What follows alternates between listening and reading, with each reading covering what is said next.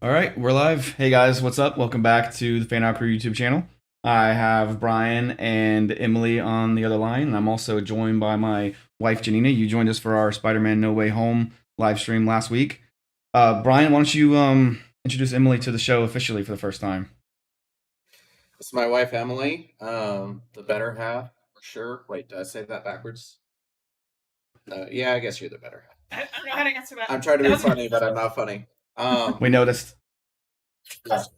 But anyways, she does some Twitch streaming and she has some music stuff on YouTube. So give yourself a quick shout out or whatever, and then we'll jump into Boba Fett. Sure. Hello, folks. I'm Emily Viley. I'm a musician, composer, Twitch streamer, NTN Parasox on Twitch. I'm live on amateur pinballer. Amateur pinballer. Yeah. By that I mean I don't really play it. Yeah. It's pretty good to watch. But that's fun. Very amateur. Yeah, very amateur. Gotta start somewhere. Very true. Very true. So good to meet you guys. We haven't actually had a chance. We haven't had a chance. I think she's talking to the audience. Jeez. I'm so funny, guys. It looks like your brother just chimed in. He said Boba Fett was awesome. Let's jump right into it, Emily, and tell Brian's little brother why he's wrong, and then I'll tell him why he's right. Okay, Boba Fett is awesome. That's true. That's true. He did say Boba Fett was awesome. So yeah, used to be before the show.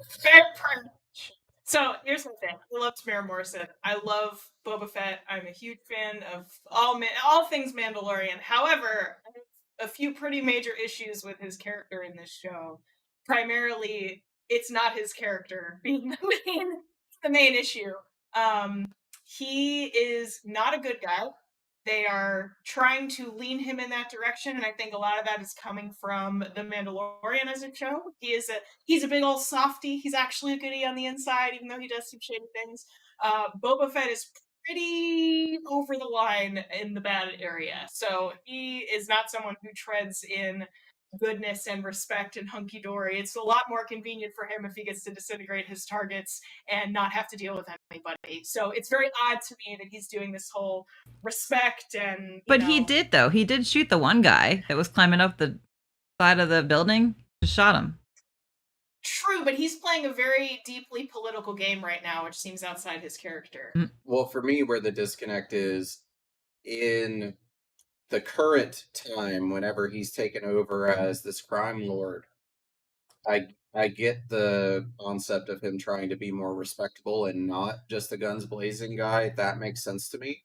But in all the flashbacks where he's with the Tuskens, which is all pre-Mandalorian, like this is direct follow-up to Return of the Jedi, it does not make sense for him to have spared this one Tusken's life, and then also like the whatever the dog alien thing is, he just knocks out and is nice to it versus just killing it, even though he knows it's going to chase him. Like he's a softy before he should be a softy. In the flashbacks, at least. How much do we really know about Boba Fett though in the current canon? Like, forget about EU and all that stuff. But I mean, honestly, how much do we really know about his character other than two minutes and 40 seconds of screen time? You know, he had to be told no disintegrations. Sure, like yeah. But he was. I mean, he took the job to get paid.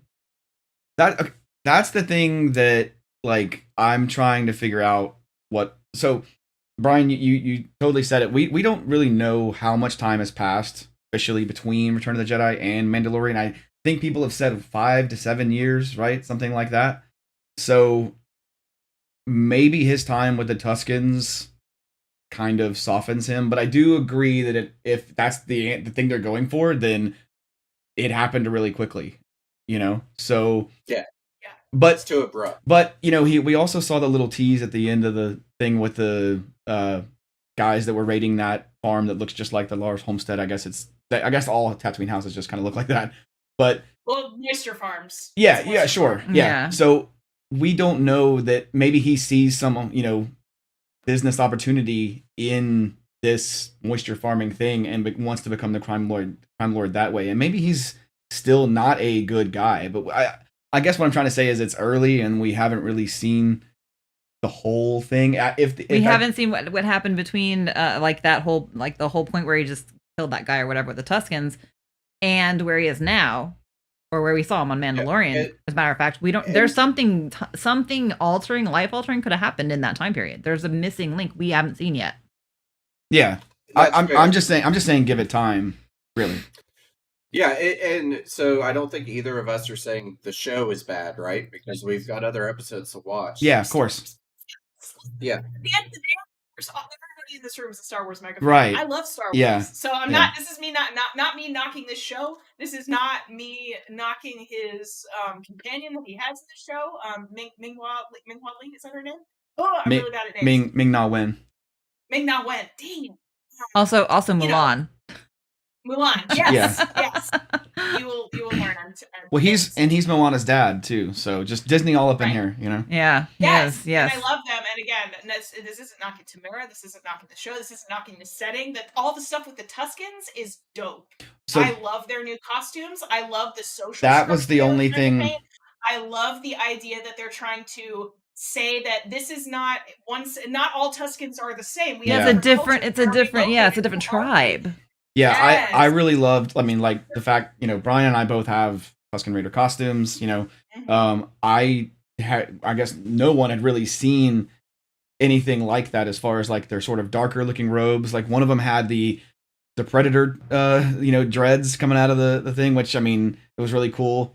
It didn't look like a normal clan of Tusken Raiders that we've seen before. So I'm a lore before war guy, so I'm glad that they're kind of exploring that thing. But it's not called the Book of Bob the Tusken. It's called the Book of Boba Fett. So I do want a little bit more, like nuance into his character, and I think we're gonna get that.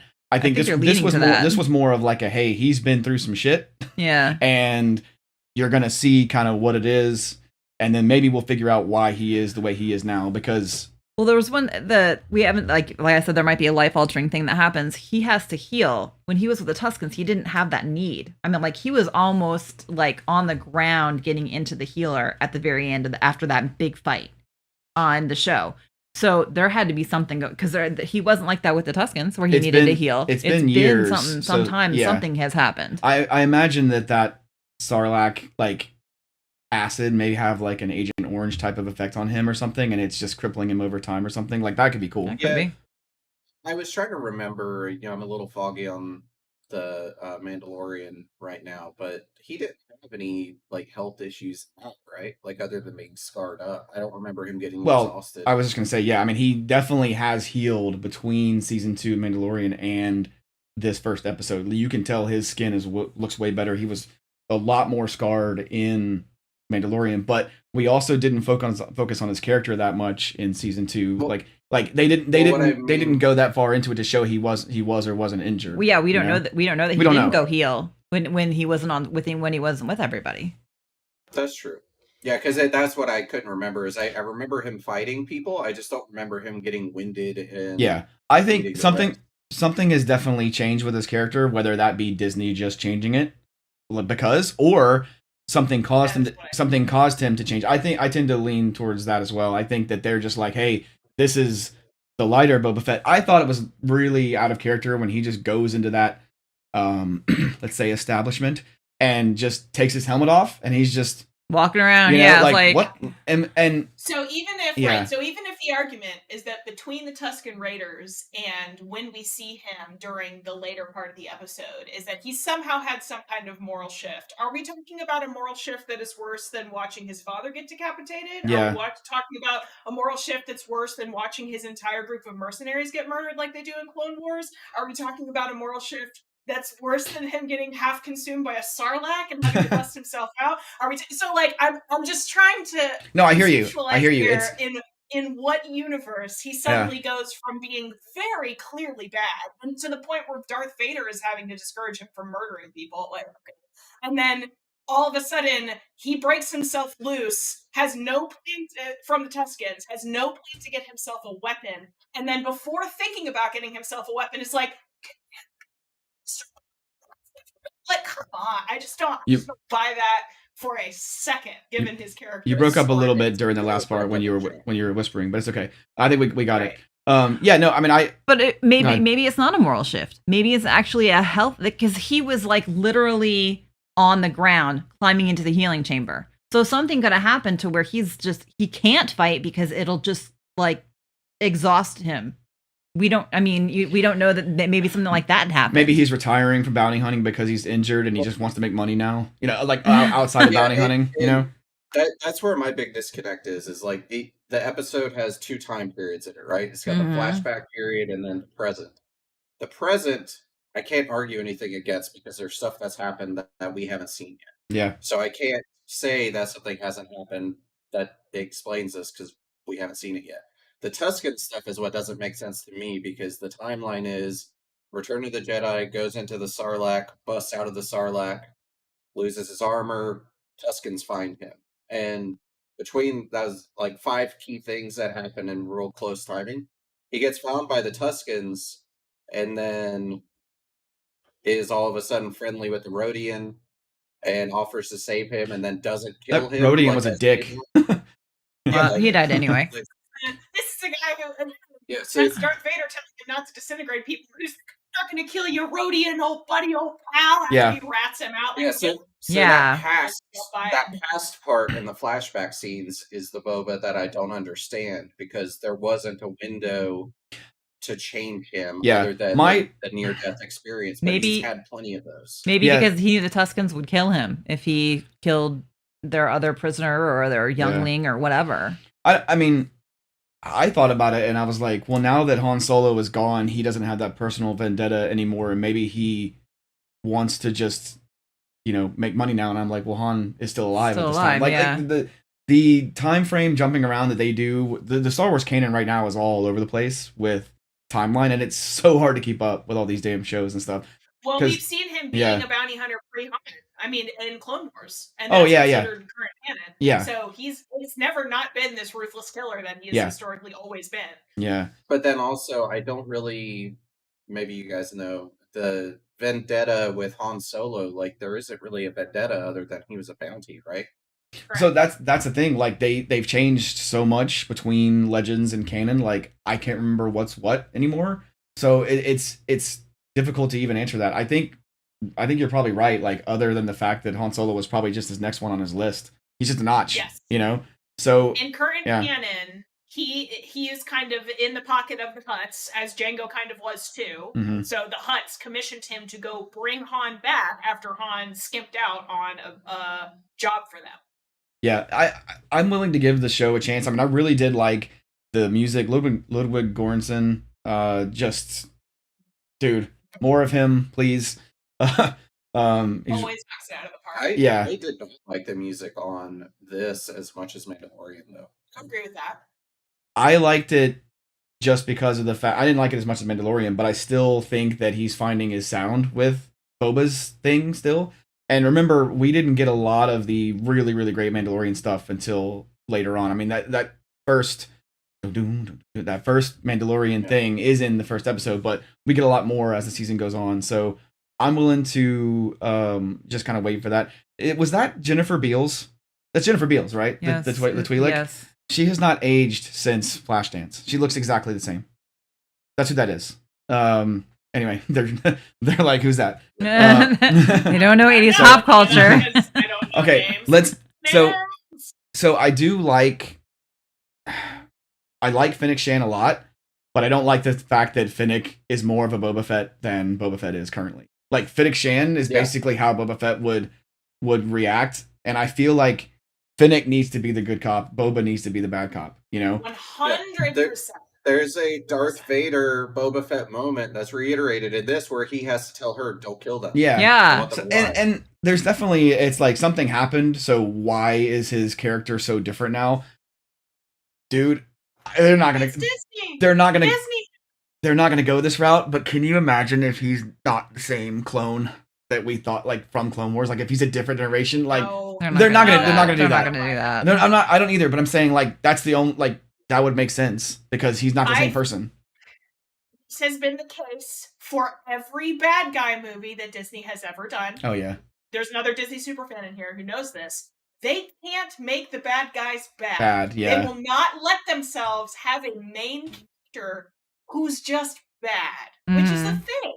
Boba is just bad. He's just not good. Yeah. Same thing with the Maleficent Protestant movie. Same Oh thing my happened God. with the Cruella Cruella. movie. They're not bad. Yeah. And it's like, these bad guys are just kind of bad. You need to just let them be bad. It's okay for them to be bad. Yeah. So I was really, really loving the setup for Boba, because if we are watching him in Mandalorian and in the end seasons of the current season of Mandalorian, when they show his scenes, he's still that kind of ruthless, like, get out of my face, you small child, I will literally put a gun between your eyes Yeah. kind of guy. And then he proceeds to like massacre a whole series of troops by himself. And it's like, so then they set him up to be like, I'm taking this throne and I dare you to take it. And I'm like, yes, like this is going to be a really fun arc. And now we have him being like, be mean though.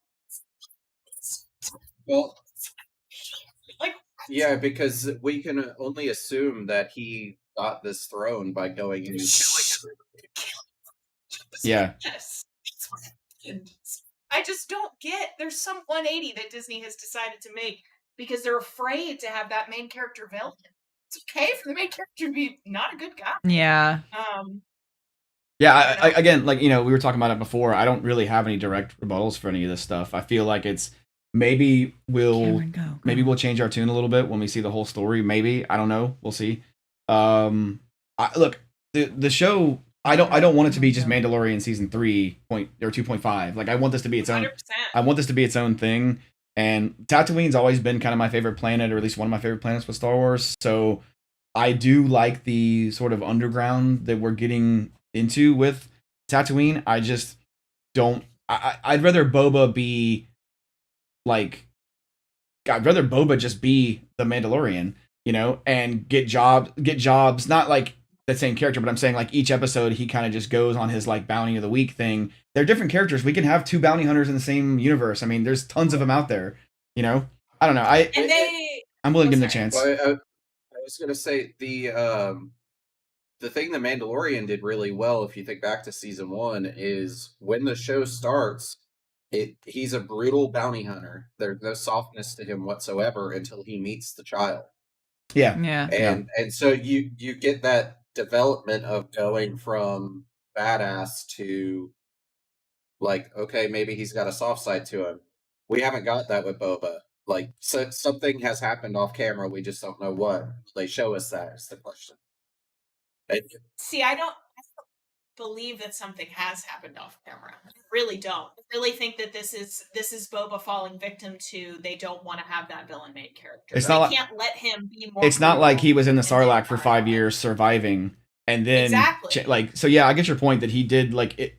He had a quick turnaround with this group of Tuskens, and it's like, why, you know? So I don't know. I mean, I still think that Filoni and Favreau are the best Star Wars that we're going to get live action, you know, just because say what you want about the sequel trilogy being bad. I mean, I still believe that it's better than the prequels. I thought the prequels had absolutely no soul, and I did not like them at all.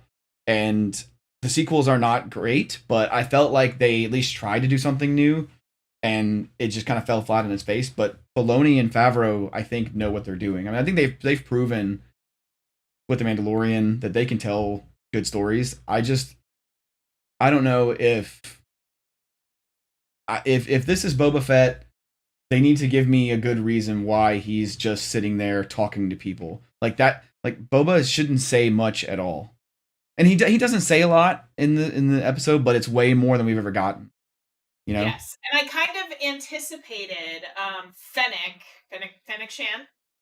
Is that her name? I'm really bad at the names. Yeah, that's fine. Really anticipated her being the voice and him being the guns, kind of like she's got to hold him back. Yeah, you, and then he's the not going to be civil with you, and she's like, okay, all right, I guess we're going there. That's kind of how the dynamic was shaping up. Yeah. So I was really looking forward to that, and that level of like brutality that we've never seen from like a main character in Star Wars canon yet. I was kind of excited for a villain main character, and I'm finding myself feeling disappointed that a character who is historically, canonically, repeatedly this brutal kind of legendary figure is now seemingly pacified. Yeah, because even thinking back to scenes from the original trilogy, he was always like, even in the scenes where he's there, like at Jabba's palace, he's always just standing against the He wall, just sort of nods his head, observing and the room, yeah. holding his gun. That's him. He never took his helmet off, which is great because it allows us to have Tamara Morrison, but he was always just the silent figure in the room that was always against the wall, so he could see the whole room and no one get behind him. Mhm. Yeah, he's the man that's 5 steps ahead. He's the quiet, calculated person who is 5 steps ahead. And that's why he's the top person at that job, is because he's always 5 steps ahead. So, But the fact that he getting caught got off guard, the fact that he fell into the Sarlacc where he wasn't 5 steps ahead, did that make him go, Right. what the hell? just well, that happened?" ended up being like a huge snafu in the canon at the time, because people were like, what? Yeah. Yeah. And this dude's 5 steps ahead. And so his death has always it's peaking. been kind of Peaking. a thing. Oh, it's peaking? It was. Sorry. No, it's fine. It was. I'm scream levels to talk when it comes to Boba Fett. Yeah, That's I my mean, bad. it's weird because this character literally has less than 3 minutes of screen time in the original trilogy, and he's so revered based purely on his look. And in the original trilogy, I mean, and we see him in action, and he's like, oh, this guy's just a total poser. But then we find out through other canon, Clone Wars, other comics and stuff like that, like, he's very good at what he does. I mean, he's the most feared bounty hunter in the galaxy, So What are there, like 7 in the room with Vader in that scene? In yeah, Empire? you got No, there's just like 7 standing on the edge up there, and it's like him and Bosk, IG-88, and yeah. Bosk, and like they're all identified. The guy with the Gand. tentacle dude. Yeah, I'm not great at the names. Anyway. But yeah, so he's one of the and he's the one that Darth Vader singles out and says no disintegrations. He's like, dude, I know you're. And plus, in the comic books after that, I mean, the comics that came out in like 2015 era, Vader sends Boba Fett to investigate the Skywalker on Tatooine. He sends him after Luke, and that tells you, like, first of all, how the hell did Vader not know that he was related to him? I mean, I'm sure is Skywalker like the Smiths of this galaxy. Mhm. But look, I'm willing to give this show a chance. I'm not saying you're not. I want Boba to be Boba, and I thought it was a little strange that he just would take his helmet off and walk around in a bar. I really people. want them to explain to me why he is the way he is now, but they've already shown that he already kind of has a soft spot for this Tusken group after like a day with them or whatever. I mean, I'm sure it's been a couple weeks or whatever, but still, it's like that was a pretty quick turn. Hey, Brian, your brother says Sam Witwer did the voice of the Rodian. Did you know that? Ha! I didn't know that. That's great. Yeah, he does the voice of everything, man. He's the like, coolest dude. yeah, he is so nice. He is really nice. We met him at Pensacon. He was so awesome. I was like, you're awesome, dude. And I was like, I don't have any money, but and he grabbed my phone and took a selfie with yeah, us. he just grabbed my phone and did it for free. I was like, okay, that's awesome. Yeah. He's awesome. You guys got anything before we close this? When's the new one come? Wednesday, right? Wednesday. That's apparently Disney Plus Day now. It was Friday for the longest time, right? And then they changed it. Not okay I with the really change. wish they would release it on a Friday night or Saturday morning. Well, then it could be like an event. No one's gonna like get pumped to come home and like in Wednesday and be like, "Hey, it's Star Wars Day." Like I had a really long day at work. Yeah. I don't want The to. problem I have with it is they release it at like midnight or something, don't they? Yeah, Right. So by the time you get home from work, everyone's seen it. Yeah, And you're like, matter oh, like there's yeah. spoilers being posted all day, and it's hard for us. It's to really react, stupid. quickly to it. Like I don't like that release format. Yeah, because we got stuff going on during the week. We can't get to, you can't get together, but a Saturday you can. If they release it on Friday, you can do it the next day. Oh yeah, dude, your brother's like should be on the show, man. I forgot Max Rebo, man. He's alive. Oh yeah, Max Rebo, man. Mr. Blue Elephant guy himself. He survived Jabba's palace. I thought that was really cool. Play that same That song. is a huge Star Wars nerd. That track that is playing during that scene is a reorchestration of the original Cantina. Yeah, it's just I love that. Like that's the things that I want to see with this show is like little tie-ins and stuff. But I want Boba to be Boba, but like those little connecting tissues were so cool. Like he's in the Sarlacc and he doesn't have any oxygen and there's no sunlight because there wouldn't be a light source inside the stomach of a Sarlacc. So he has to grab the like O2 from the trooper and stuff, like that kind of stuff is so cool because like that's something I wouldn't think to logistically do that. that's logistically something you would have to deal with Yeah. in that situation. You know, And that to me feels like a Favreau touch because Oh, when yeah. you really watch the MCU, I don't know. I could see and you Filoni doing see that. all of the connecting threads Yeah. and the thoughts about the realism behind what would this actually be. Specifically, I'm not going to get into any spoilers, but go watch No Way Home. There's a lot of touches and things in there Mhm. that like you can see that they really think about how would this actually impact somebody in the real world? How Yeah. would this really be like? What would my status be inside the stomach of a weird alien? Right. as I'm Yeah. digesting? Yeah. I probably don't have air. That's probably something I need to worry about. Okay, Yeah. how's he getting Yeah, air? if anything, it'd be very toxic. Yes. It's like, Yeah. Yeah. So there's just a lot of thought in it, and same with Goranson, the guy who does the music. Everything that he always does is always intentional, and I mean the drums, the in this case it's the voices, which are very much themed after Indigenous people's music. Mm. He did that very intentionally, knowing that we are on Tatooine, which is a planet that is full of a range of Indigenous peoples that are fascinating. There's these really cool cultures we are barely kind of Mhm. touching the surface of right now through both Mandalorian and Boba Fett, and so that's why both of them have thematic material that Yeah. has to do with that. So So it's great. speaking of music, Brian, do you want to kind of talk about some of the stuff we talked about with Emily coming up, like some of those things that you had mentioned, or you want to save that for later? Is that not a thing yet? that's on you. She's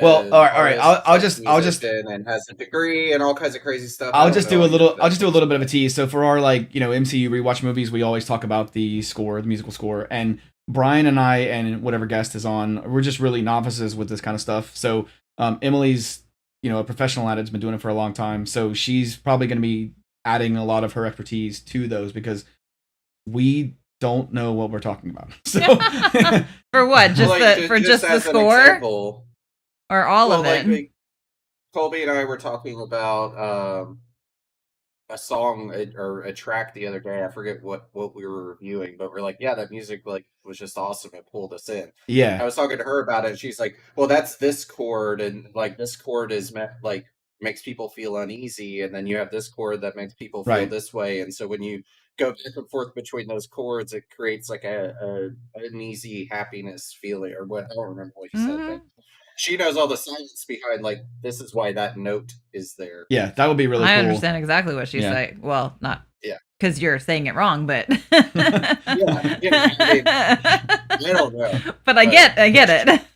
Yeah, the science of it, I don't understand. She gets. Yeah, me and Jeremy and Brian and I were like, yo, that song slaps. And Emily's like, here's why it slaps. So, yeah, I'm looking forward to that. Opportunity I get to like scream to the rooftops about music nerd stuff is a nice opportunity. So I'm happy to lend a voice to that. Awesome. Well, as you can see, we all loved the Book of Boba Fett episode 1. So let us know in the comments. He shook his head. He goes, No, seriously, like I enjoyed the Tuscan stuff. Yeah. I think a lot of the character decisions are questionable as a standalone episode. So we're waiting for like a big reveal. To me, this wasn't on the level of like Luke Skywalker and the sequel trilogy levels of betrayal, but this doesn't feel like my Boba to me. So maybe we'll figure out why. I don't know. I still think the show is going to be good. I just want to see that connecting tissue, and I just want to see the lore of what's going on right now in the galaxy. Like the fact that we get 2 shows now is good. Ahsoka is going to have a live action show with not Mads Mikkelsen, but his brother Lars, who is the voice of Thrawn in Rebels, is going to play him in live action. That's awesome. And Brian, you know all the jokes about Rebels being like Aladdin, right? Like Ezra is like Aladdin in the first few episodes. You know who's playing Ezra in the live action TV show? I'm gonna guess. Are you Scott Wagner? serious? It's Mina Musad, I think is his name, and he's Aladdin. Oh, that Aladdin. He's Aladdin. Different Aladdin. I went back to my original animated Aladdin. Oh no, he's way too old. Well, that's why I was like, Scott Wagner's gonna do that. I'm like the guy who voiced him or the guy who Yeah, the real life guy. The names are so rough for me. Tyrion wants to be on the I swear to show. God, for a fraction of a second, I thought you just picked up a raccoon.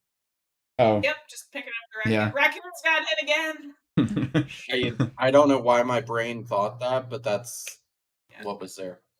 All right. You know, all things Yeah. considered, it's not really to say not to watch the show. This is not me saying that I'm mad at you for liking the show. This is not me saying don't go watch it. This is me saying I don't understand what they have done to You're Boba better Fett than as a this, character. Disney. But yes, this is not acceptable to Yeah. me as a big fan of Boba Fett, the bad guy, which he is. So keep watching. I'll give you the Wreck-It Ralph answer, and you know, just because he's bad guy doesn't mean he's bad guy. That's yeah. I think the job of an episode 1 of any show is to interest you in wanting to know more about things, and I feel like this episode leaves a lot of things that I want, but it doesn't necessarily amp me up for more.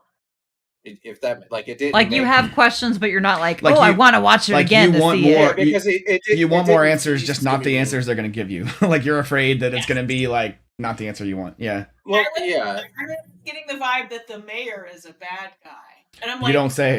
No, Boba's the bad guy. Right. Boba's the Yeah. bad guy. That's the bit. That's the bit. It Yeah. failed to plant any seeds to possibly explain any of this. And I think because there were no seeds planted, there's not looking forward to see what is going to grow from it. And that's really out there in description. But I don't know. It didn't do anything to excite me and want more. Other than the Tuscans. Boba Fett with a gold carrot on the end of a stick. That's where I'm feeling.